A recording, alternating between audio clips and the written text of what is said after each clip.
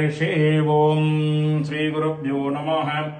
ओम परिणो रुद्रस्य दुर्वणक्तु परिद्वेषस्य दुर्मतिरगायोः अवस्थिरामगवद्यस्तनुष्वमीध्वस्तोकायतनयाय मृडय श्रुहि श्रुदङ्गरुदसदं युवानं मृगन्न भीममुपहत्नुमुग्रम् मृडाजरिद्रे रुद्रस्तवानो हन्यन्ते अस्मन्निभवन्तु सेनाः मेदुष्टमशिवदमशिवो न सुमना भव परमे वृक्ष आयुधं निदाय कृत्तिं वसान आदरविनागं विभ्रदागहि अर्हन् विवर्णिसायकानिधन्वा अर्हन् निष्कम्य जदं विश्वरूपम्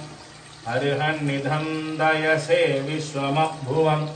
नवावोदीयो रुद्रत्वदस्ति त्वमग्ने रुद्रो असुरो महो दिवस्त्वगुं सर्भो मारुदं वृक्षैसिते त्वं वादैदरुणैर्यासि सङ्गयस्त्वं पूषा विदधपासि नुत्मनाः आवो राजा नमद्वरस्य रुद्रगुं होदारगं सत्येदं रोदस्योः अग्निं पुरातनयत्नोरजिद्धाभिरण्यरूपम् अवसे गुणद्वम् ओम पुरुषाय महादेवाय तन्नो रुद्र प्रचोदयात्।